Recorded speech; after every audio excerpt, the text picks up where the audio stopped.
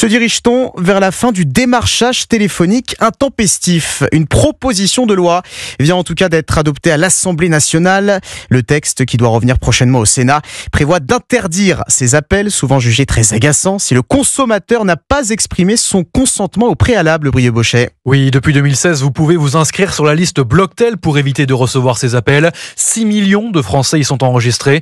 Mais le système s'est révélé inefficace. Avec cette proposition de loi du député Modem Pascal Lecamp, une entreprise ne pourra appeler les personnes que si celles-ci ont donné leur consentement.